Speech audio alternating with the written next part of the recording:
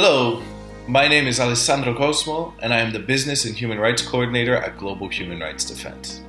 I recently graduated from Leiden University College in The Hague, where I majored in international law and minored in social and business entrepreneurship. Along with my very talented team, I'm excited to present the crucial ties between business and human rights. Our show aims to portray the fundamental role that business activities can play in either upholding or violating fundamental human rights. Thank you for tuning in. Hi, my name is Guilherme Monteiro, and I'm the head of research for the GHRTV project at the Global Human Rights Defense. I have a bachelor's in social sciences and a master's in sustainability. Having experience in both the public and private sectors, and within this field of sustainability, I'm very excited to explore the interlinkages between human rights, business, entrepreneurship, and sustainability. So thank you for tuning in and supporting the GHRD. Hello, my name is Angela Mata and I'm the head of communications for the Global Human Rights TV channel. Having studied a bachelor's in law and a master in public international law focused on human rights, I feel ready and thrilled to embark in such an ambitious project together with my colleagues. Through this project, we expect to raise awareness about ongoing human rights issues within the scope of business and human rights. Thank you for your interest. I hope you enjoy it. My name is Vincent Obiora Ede, and I'm the head of productions, Global Human Rights TV channel. As a journalist, I'm well aware of how integral the media is in mainstreaming human rights, especially to give voice to the voiceless. On that note, I'm very much excited that the Global Human Rights TV channel is the first of its kind, and we hope to change our world using the media. Please join us on this important mission. Thank you. Agriculture plays a leading role in Tunisia's economy, approximately 10% of the country's GDP. However, those contributing to the sector, especially women, lack basic job guarantees such as health coverage or wage equality. The vast majority of them are paid between 10 and 15 dinars per day, the equivalent to 3 to 5 euros for a shift of about 12 hours. Their working conditions are not only dire but dangerous. Unsafe methods of transportation to and from their workplaces are one of the risks that female farm workers face on a daily basis in Tunisia. Sitting or standing on the back of overcrowded trucks, these women often suffer from extreme weather conditions, sexual harassment by their male peers, or even deadly road accidents, a disturbing trend which has become common over the recent years. Given these precarious working conditions, the COVID-19 pandemic has of yet only increased the vulnerability of female rural workers. Regular overcrowding and lack of resources to buy masks leave these women and their families helpless in the face of a global pandemic. Nonetheless, their bravery to speak up for a change has not gone unnoticed. One of the social initiatives that have arisen to protect rural female workers in Tunisia is the Ahmini project, a digital platform developed by Khalifi Meher that aims to provide these women with the protection that legislation itself overlooks.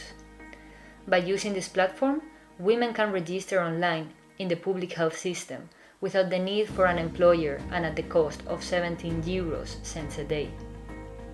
Furthermore, the NGO Solidarity Center, together with the Tunisian General Labor Union, have documented several testimonies of rural women and their plight. The resulting video has become an effective tool for raising awareness and for increasing their visibility. To lay the groundwork for roundtable discussions with employers and with the government and inform women about their own rights were some of the main intentions behind this project. Although much progress still needs to be achieved, these social efforts translate into first responses towards improving the lives of Tunisian farm workers.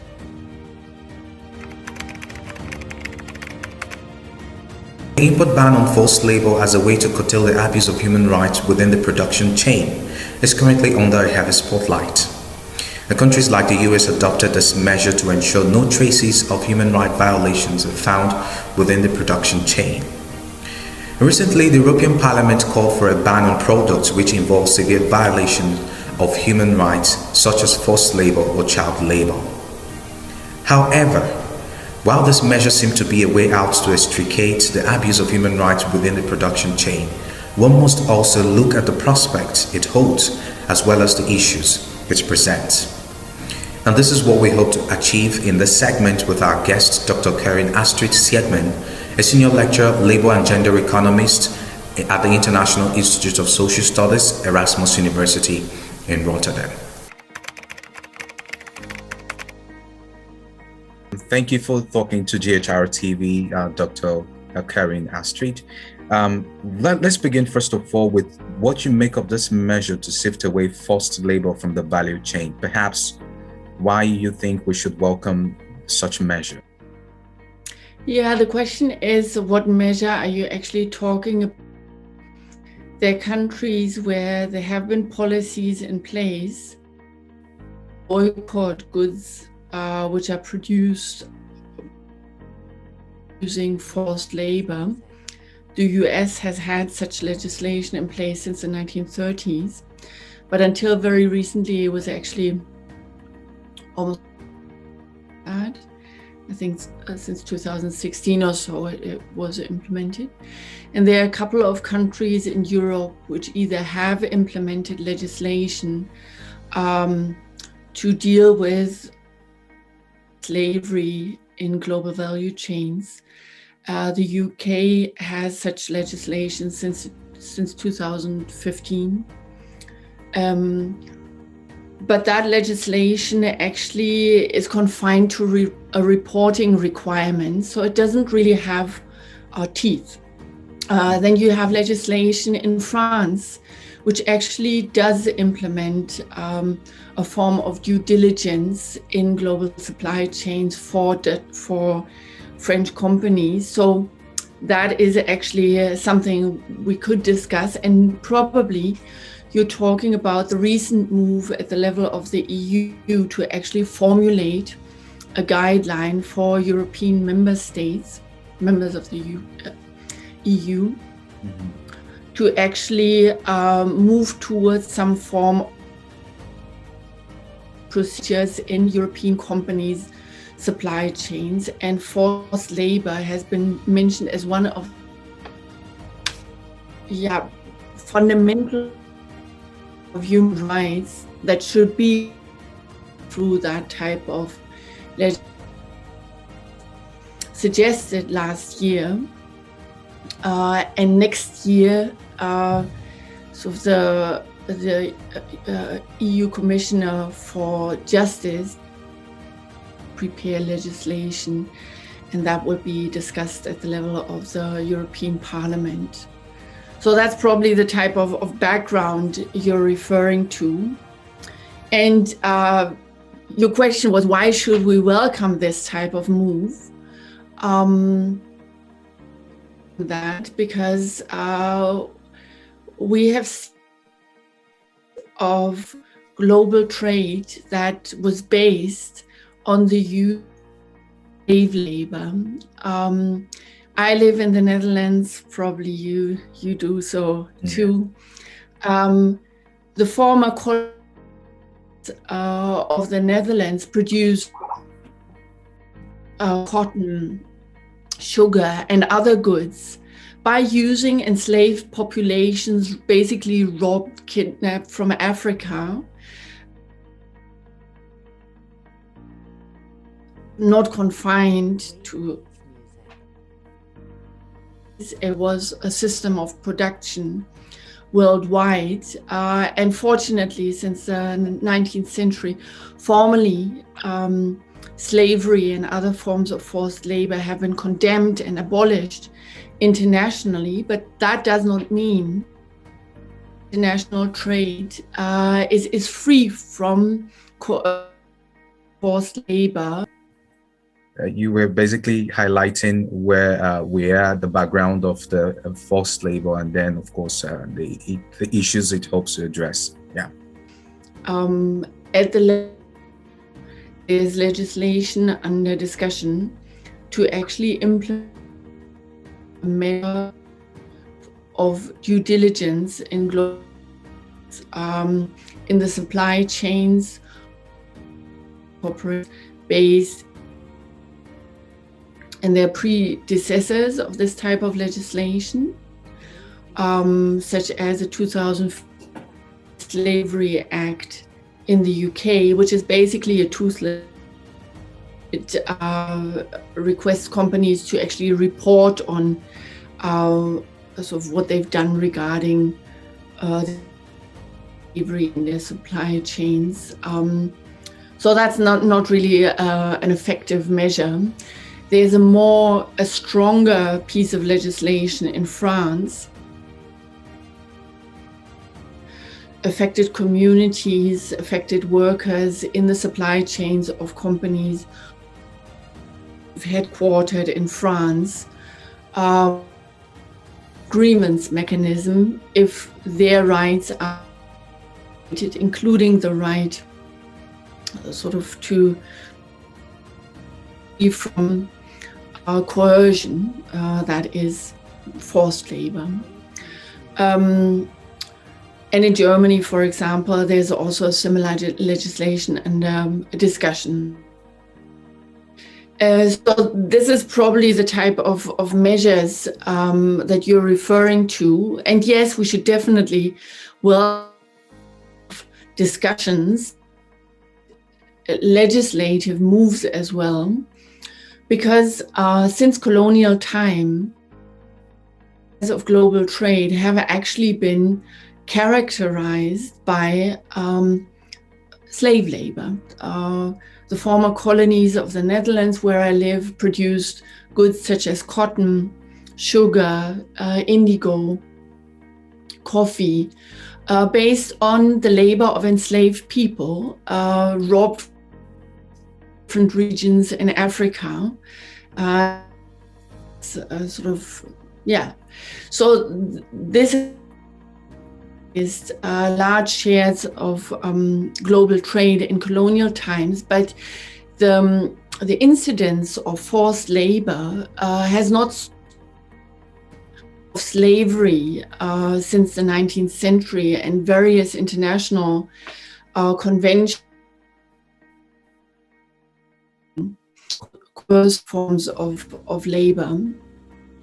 You just need headlines. During the recent weeks, there have been headlines that 100 multinational corporations, including Nike, including automotive producers such as BMW, that they are outsourcing production to Western China, where people belonging to the ethnic minority are forced to actually work of suppliers of these multinationals. Very recently, and actually during the past decade, there have been reports about thousands of deaths of construction workers, migrants from various South Asia, toiling in Qatar in order to build the infrastructure necessary for the 2022 World Cup. Many of these are basically forced laborers in the sense that they cannot exit employment. They've been sort of taken by their employers, and they work under very harsh conditions, receiving low wages. As I mentioned, the risks they face at work are very severe. And these are just some examples. I've been working on labor conditions in tea plantations in South Asia myself, and I'm actually writing from the perspective of coercion. There as well, while formerly the tea plantations in India have never used slave labor, in fact, the types of coercions that have been used in colonial times, but some of them are still present currently, are very severe. And one can wonder whether it actually matters much whether we're talking about the stick of poverty or the whip of a slaveholder to work. So based on this widespread incidence of very severe coercions, violence, both structural and in global supply chains, in the world economy. Because of that, it is actually important that we're having these types of discussions at the legislative level, nationally. And from that perspective, I'm very happy about the recent moves in the EU. I mean, the example that you gave with the automobiles that outsource their production to Western China, where we can have access to cheap labor. I mean, it goes to show how very vital labor is in production, but then it also shows how far some companies would go to engage labor and how willing they are, to make sure that the labor providers are well taken care of as well. But I'm also very kind of fascinated a bit with the issue in the case of France that you gave, the legislation in France that you gave, which is also very effective as compared to others that you've highlighted as well. And that will also bring me to the next question, which is, are there probably reasons, perhaps some of the reasons that is keeping other the legislation in other climes from not being so effective like we've seen in France? Are there some reasons as well we need to be wary about this measure?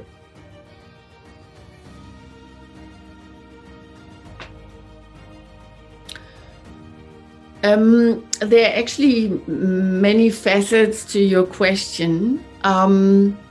One is which legislation to rid global supply chains from forced labor, how these pieces of and in the case of the UK Modern Slavery Act, there's actually no accountability towards the people whose rights have been violated. So there's no grievance mechanism. And that's crucial, that the people who actually experience violations, for example, of the right to work under freedom, that these people can complain. That's not there in the British case. I can't give you the detail about the French legislation, but there is a grievance mechanism in place. So that's better. So there are issues about the formulation of the legislation. In which way will there be a detection of forced labor? What type of grievance procedures are in place? Who is in charge of remediation and so forth? All of those are crucial questions for effective legislation. But then there's an issue about the formulation or the identification of forced labor. What I see in dominant legal frameworks around forced labor is that they use a binary definition of forced labor. Either you're a forced laborer or not. And very often these definitions are formulated in a very narrow sense, meaning that everyday coercions, everyday structural and physical violence in the global economy are basically outside the purview of this legislation. Thinking of the International Labour Convention on International Labour Organizations Convention on Forced Labor, which actually uses a very narrow definition. So the question then becomes, if the EU formulates legislation to sift out goods and services produced based on forced labor, how narrow or wide is the definition? When is somebody forced enough, exploited enough, actually to fall under this definition?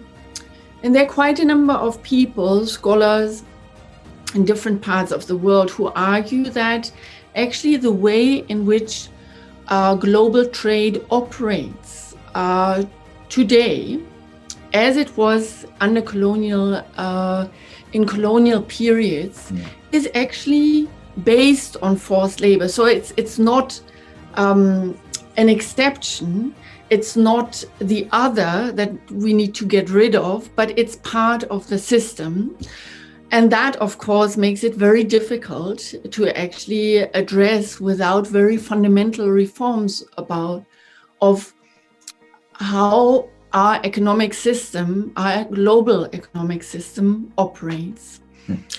So I think this binary definition is a key problem. And then there's another aspect that you flagged at the outset. I'm not sure whether you recall it already. Actually, the issue of the binary, the definition of the binaries associated with forced labor, it's one issue, one thing that is clogging the wheels of the programs in terms of eliminating forced labor from the production chain. But then as well, some quarters believe that poverty is one of the major underlying reasons why people are vulnerable to predatory business owners who exploit their labor. And then here we are trying to advocate, of course, for an effective traceability mechanism for goods produced through forced labor. Now, in this issue of poverty, while we are also grappling with, trying to define the binary concepts that are associated with forced labor, how do we handle this issue of poverty as a factor, predisposing people to predatory business owners? I think you mentioned a very important point.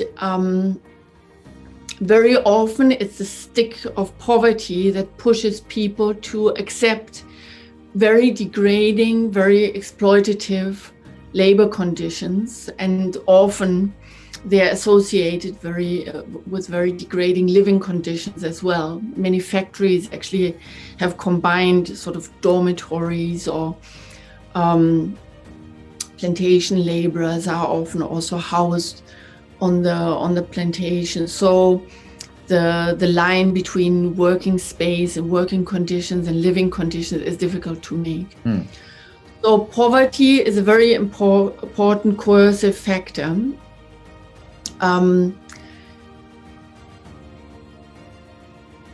But poverty is widespread also outside the production for international trade, meaning with the type of measures that we're discussing right now, some countries or some groups of countries like the European Union's establishing legislation to get rid of forced labor or other human rights violations in their labor chain.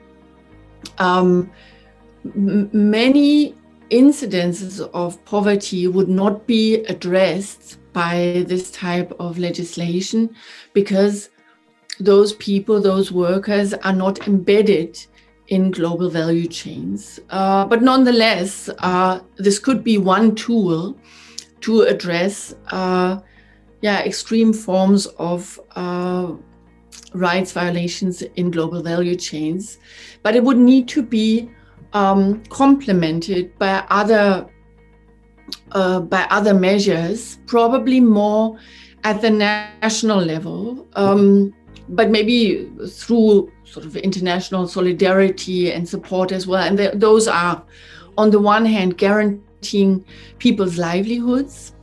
There are very lively discussions about basic income grant in many parts of the world, nationally and internationally. What other measures are you looking at, Karin? What other measures are you looking at? I'm looking at, for example, universal basic income. A basic income grant is one way to actually create a livelihood security for everyone, which means that people are not forced to accept very exploitative and degrading conditions. So I think that type of livelihood security would need to be provided by the state. And we're living in a world sort of governed by nation states largely. So I think this would need to be established at the national level largely. And another thing is, in order to counter poverty in general, and in the world of work in particular, people's own organizations to demand change and to demand a greater share of the value that they produce are crucial.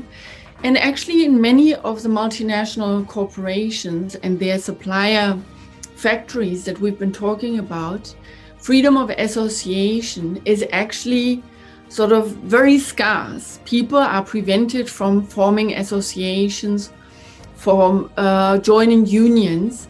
That way, lobbying for change, lobbying for better working conditions, for their rights, for a larger share of the production, where they are the crucial actors. So I think these two points, basic livelihood security, for example, through a basic income, and sort of freedom of association and sort of collective bargaining for workers in whatever form. These are crucial inputs in order to address working poverty everywhere in the world of work, not just in global value chains. I mean, there's also still need, there's need, like you've highlighted with the second point, of a synergy among these workers or these laborers to also demand what is dutifully, what is, very okay with them, what they should get, especially since they are the hands and feet of the organization. Yeah, I'm also going to go straight to the next question, which is some of the reservations that analysts have raised or hold as regards this measure. They say that it's on the grounds of that it's an initiative aimed at blocking manufacturers from developing countries into the EU using the human rights justification. And of course, they say in view of the increasing competition from manufacturers in the developing countries. I mean, you're so vast in this. How tenable do you think this line of thought is? I mean, this is an old argument which was used in the negotiations of the World Trade Organization. When it was established in the 1990s, there was a demand actually to implement a social clause, which would also relate to forced labor and other basic human rights, basic worker rights.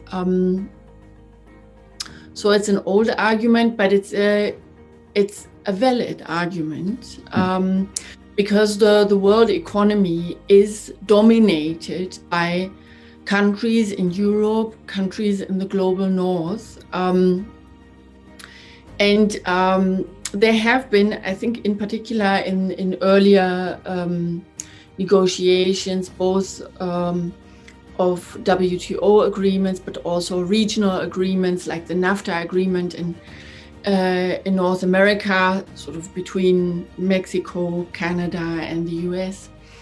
There have been incidences where organized labor in the richer countries, in US in particular, implemented clauses in order to protect its own sort of working conditions.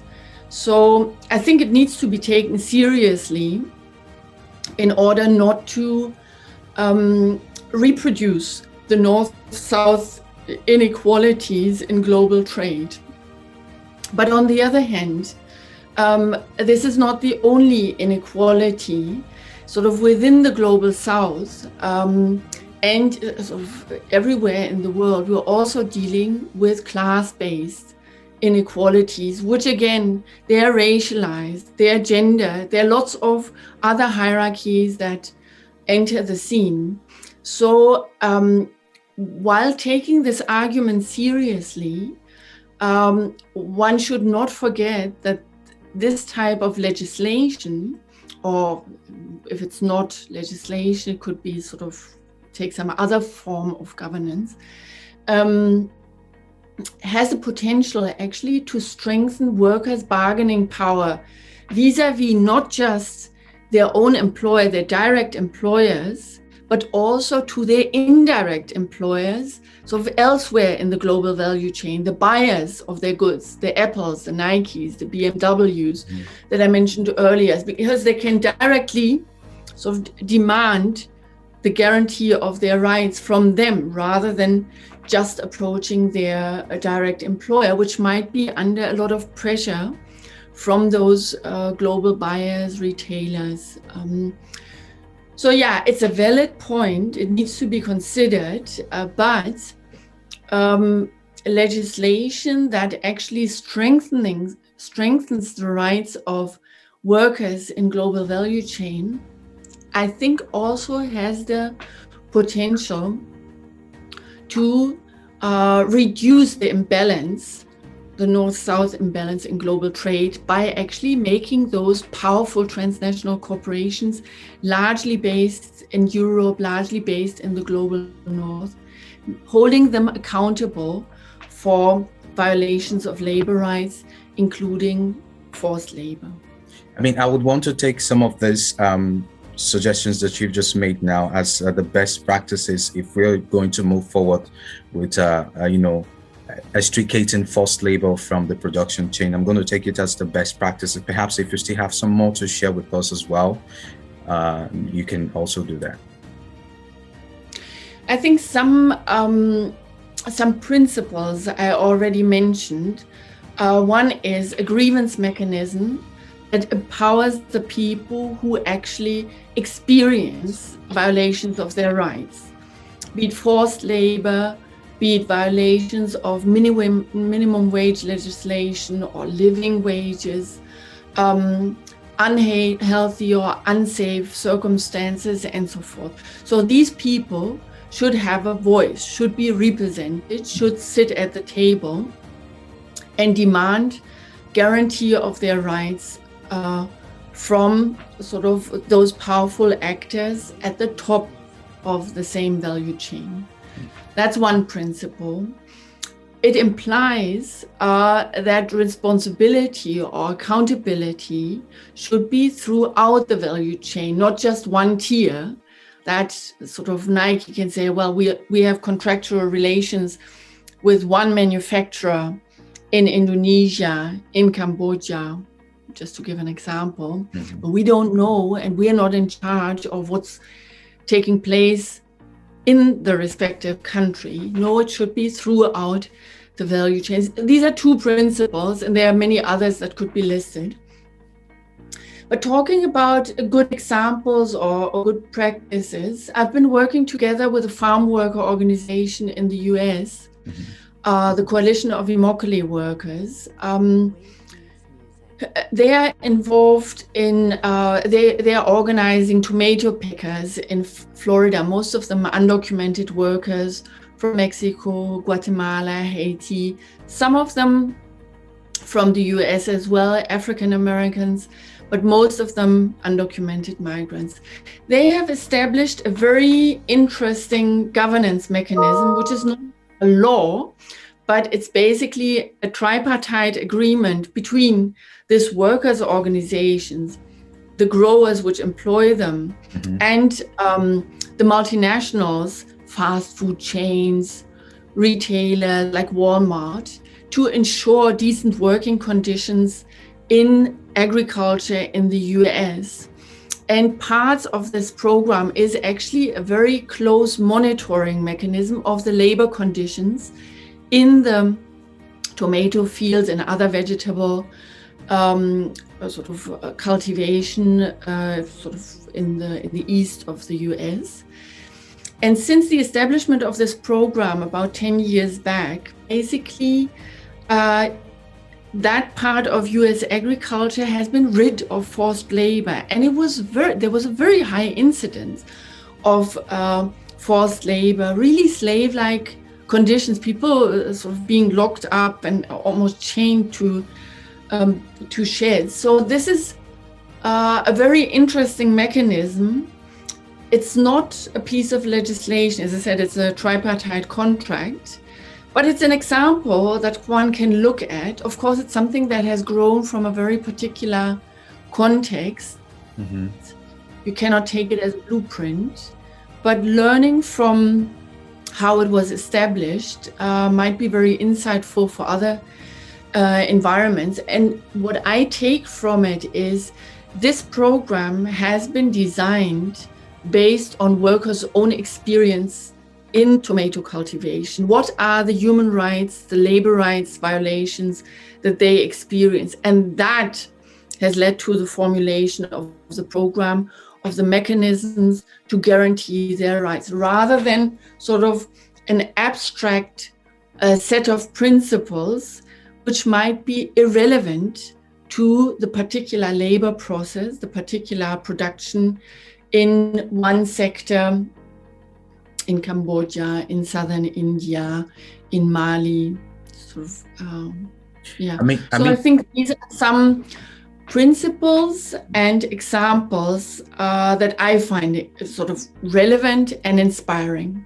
I mean, you've pointed out a lot of issues. I could perceive, however, from so many things that you've said, how synergistic effort is very necessary for the effective implementation of a policy like this, how other complementary policies are also necessary to also make it effective. And then, of course, a whole lot of other issues that you've raised. It is trickling down effects in terms of affecting other people in the informal sector as well, other labor providers in the informal sectors, which can be, somewhere in any part of the world that might not be in the EU as well. So, I mean, it's a whole lot of mission we set out to achieve, or the EU sets out to achieve with the ban on the import ban. Yeah, but let's move away now because we are really behind time now. Let's move away just briefly to talk about something more personal, perhaps something that you would also be so happy and fascinated to share your own thoughts about. Yeah, today it's March 8th, and then we all know that everywhere in the world today is International Women's Day. From your perspective as a labor and gender economist, why are measures that seek to eliminate forced labor from global value chain important for women and gender justice? Just, you can share your thoughts on that. Mm-hmm. I mentioned already that the coercions that we see in goods and services traded across the globe, they're not just classed, they are also racialized. Most of the production of these goods and services that are traded across the globe are located in the global south, with a very high contribution of women workers, both formally, let's say in garment factories, electronic factories, but also informally. You mentioned sort of the subcontracting to people working informally, whether it's within a factory or outside in the informal sector. So there's a very high concentration of women workers, which so far does not benefit from the guarantee of their labor rights. To be sure, sort of men as well face very grave violations of their labor rights, but the concentration of women workers without formal guarantees and effective guarantees is even higher. So I think steps towards the elimination of degrading, exploitative conditions in global value chains would also contribute to gender justice at work and beyond. So I think that's a very important connection between the International Women's Day and the topic we've just discussed. I could go on and on, but yeah, because of time. Maybe I'll leave it here. Yeah, I think at this point, that's how far we can go on the segment and this hour. I think at this point, I have to thank you, Dr.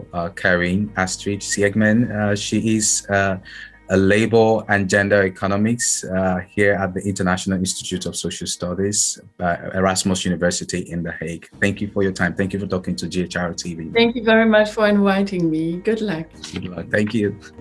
But moving on, Guillermo Montero is standing by for the next segment of the show, and he'll be focusing on International Women's Day with the theme, Choose to Challenge. I choose to challenge, and I hope you do the same too. Please don't forget to leave us a comment after watching the show. I'm Vincent Ede. Bye for now. In 2018, India witnessed protests against the violence of women and children in Bangalore. Following many cases of sexual abuse and violence, Prime Minister Narendra Modi launched a national program called Beti Bachao. Speech is another basic human right often violated in communities. Young women in India are told to speak softly, and many are told to put duty over self, where in some cases they're allowed to work, depending on their husband's will. Over the years, communities have seen a decrease in the number of child marriages. Communities have also accepted girls marrying outside of their caste and outside their communities. Widows are also allowed to remarry, which was not the case in the past. There has been a clear trend of women saving more and investing in their own futures, buying small apartments outside the city. In some communities, social enterprises have stepped in to address human rights violations of individuals, and in particular women. Tiny Miracles, an Amsterdam-based organization, works to break cycles of poverty in India. They also play an immense role in promoting women empowerment through employability and fair wages. And today, we interviewed the founder and CEO of Tiny Miracles, Lorian Melter. Hi Lorian, welcome to the GHRTV channel. Thank you for agreeing to chat with us today. My name is Guilherme and I'm the head of research for the GHRTV. Angela also joins us today for the interview. She's the head of communications for the GHRTV. And today we'd like to talk about Tiny Miracles, along with the episode's themes of the International Women's Day and the Choose to Challenge hashtag. So to begin, we'd like to ask you to talk a little bit about Tiny Miracles and the areas which you work to give our viewers an introduction. Okay, thanks, Guilherme. So Tiny Miracles actually started as an initiative while I was a banker in Mumbai in India. And I saw all these children, all these girls living on the street, and I was especially interested in the red light area of Mumbai, where I saw 40 girls roaming around on the street every day. And I thought if they would only go to school and get off the street and get a proper education, many problems will be solved.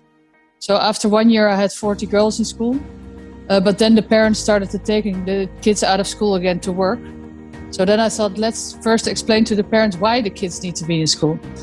So as we went along, I actually, the last 10 years, developed a model whereby we empower communities to break their own poverty cycle, but we also help them to stay out of it. And what we see is in the beginning, we only focused on girls and women. Because they played a major role, especially in India, also in progressing those type of communities. But we later also had the men and the boys join, because we now have a community-based model, whereby we strongly see that the women they're taking over also the traditional roles of men. And I think we had a major breakthrough a few months ago, where the third community where we work, so we work with 4 communities now, they replaced the 5 community leaders that's traditionally run by men. 3 of them were replaced by women, and that was then you're really changing the fabric of society if you can create such changes. So just on a side note, we have developed a holistic model. So it's focused on education, healthcare. It's focused on all areas of life, actually, to empower people to break their own cycle. So it's not that we're handing out anything. It's all based around empowerment and around confidence. So we see that especially the younger girls who were living on the street 10 years ago now are confident. They go to school, to university even. They have dreams. And so they really broke out of the cycle. And there you see that the spin-off of these girls is huge, because they're a very good example for new communities, but also for the boys. I think that's very important to mention, because if we only focus on girls, then we also have a problem in the future, because they marry again with men, most of them. So, yeah. Hi, Lauren. Welcome to Global Human Rights TV, and thank you also for saying some of your time. I wanted to introduce you as well a little bit. We were wondering, what were some of the basic human rights that these communities and individuals lack? Well, so we work with communities who actually, they live on the pavement. There's no structure in their life, so they have very little knowledge. So they don't even know that human rights exist. So what we started doing, especially after the year that the kids came out of school again, we started teaching them human rights. So we learned them that they had the right to vote, for example. We taught them that what is the role of the government, the fact that they have the right to education, to healthcare. They had no idea. So plus, of course, they were permanently under pressure. So every day was a struggle. They didn't get any fair payment, so they would just earn sometimes maybe 20 cents a day. You know, it was just an outright struggle. But they also didn't have the knowledge or the confidence to break out of it. So Tiny Miracles developed 150 different sessions around different topics, which ranges from mental and sexual abuse to a mother-in-law, daughter-in-law sessions, which is also a big part of the society there, of course. But also about all the rights that they have. So I think that's quite unique in what we do. We have really looked at, what is needed there, and we acted on all the needs which we saw, which were keeping them back from breaking out of the poverty cycle. So I think, in my opinion, it's a lot about the mindset, the knowing that you have a right. If you don't know it, you can't act upon it. Mm-hmm. And Lauren, it seems that you have been able to challenge the status quo as CEO of Tiny Miracles, an attitude that the International Women's Day campaign is encouraging through their hashtag Choose to Challenge. Do you have any advice for young women in the 21st century that wish to challenge the status quo like yourself? I think because I come from a banking background and a background which, I was not as passionate about. So I'm very passionate about the subjects I'm challenging. The status quo I'm challenging. I think it's a lot to do with having the confidence to do so. And to know that if you have the right intention, that it will be okay. It sounds maybe a little bit fluffy, but you just, it's to speak up, to have the confidence to speak up, and especially if you have the right intention, I think then you can go a long way. Yeah, so we've seen over the years, women that they have been fighting for their rights at local and regional levels, such as, for example, no longer being obliged to get married at a young age or within their caste, and also we say a clear trend of women saving more, investing, or even buying their own apartments in Indian communities. So we wanted to ask you, how important is the work of Tiny Miracles for women empowerment in communities? I think it's very important because what I also just explained is it's about the knowledge. So we teach people how to invest. We teach people how to run their finances. I think also a very important part of what we do. So on the one hand, we help them. We give them the tools to break the poverty cycle. On the other hand, we also give them work, which we source in the West, where consumers are willing to pay more if they know the money ends up where it should end up. So because we now unite the women of our communities, because they go to work every day, we have opened in the communities all these work units.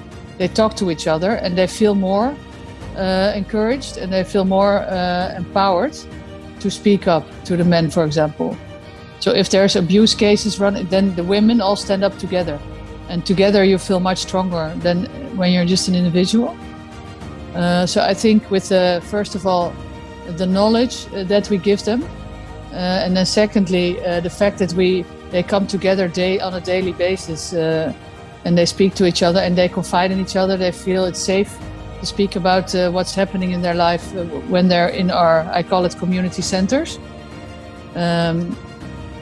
I think again, and then you get movements like they're going to replace the male community leaders by females. Those are huge steps.